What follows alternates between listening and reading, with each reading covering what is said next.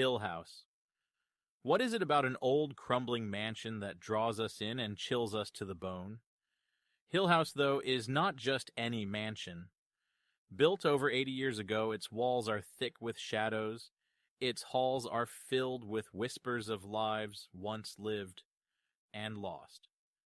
Today we're going to step inside one of the most terrifying haunted houses in fiction and explore its chilling history and the psychological horrors that lurk within.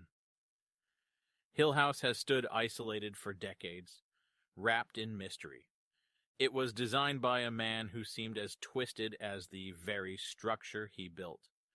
With its odd angles, eerie silence, and a sense that nothing is ever quite right, the house feels alive, as if it watches those who dare enter. As the story begins, Dr. John Montague, a professor with a keen interest in the paranormal, is drawn to Hill House. He's on a mission to find proof of the supernatural, and Hill House seems to be the perfect place for his investigation.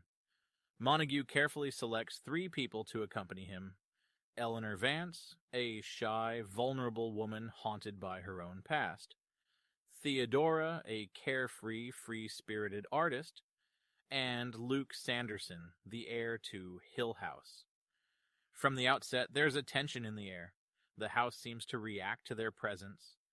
Every creak of the floorboards, every gust of wind feels like more than just the settling of an old building.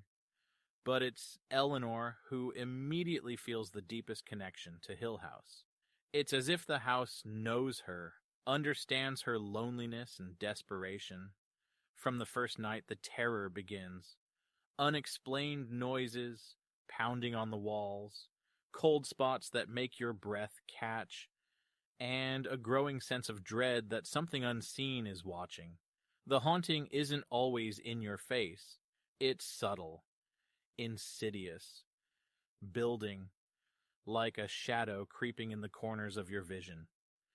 Eleanor's isolation, both in her life before arriving at Hill House and now within its oppressive walls, is the key to understanding the true horror of this story. She is drawn to the house in a way that the others aren't.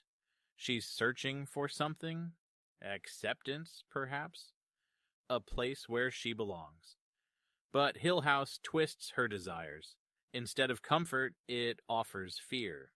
Instead of belonging, it offers control. As the days pass, Eleanor begins to unravel. The others notice her growing attachment to the house. Rooms grow colder when she enters.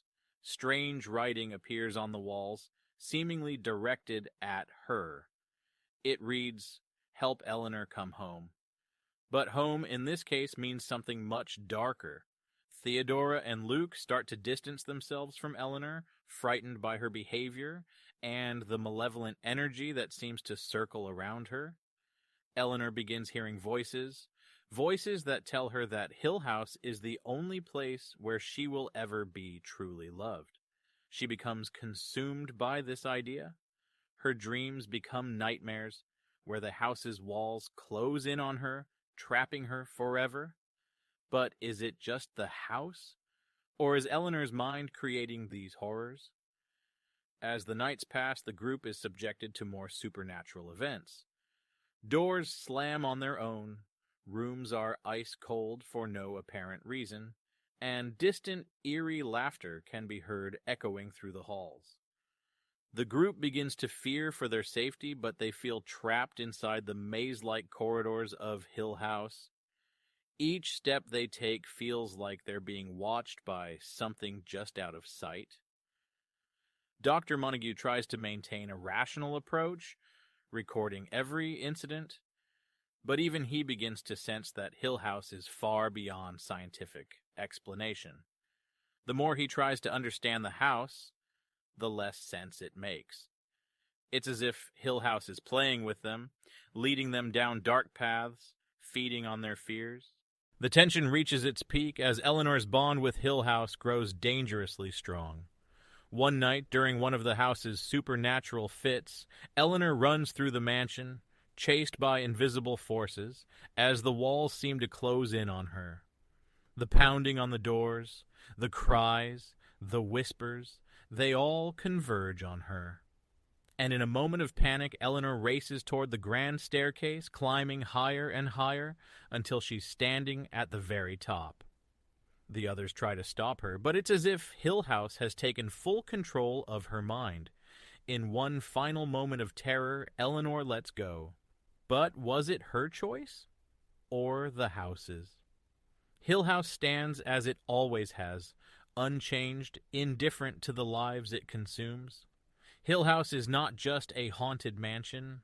It's a reflection of the human mind, of the fears that trap us in our own thoughts.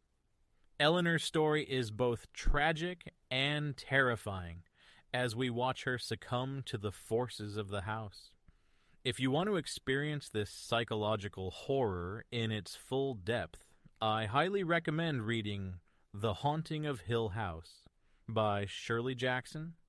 Dive into the story and uncover the mysteries that still haunt its halls. Click the link and explore the terror for yourself, if you dare.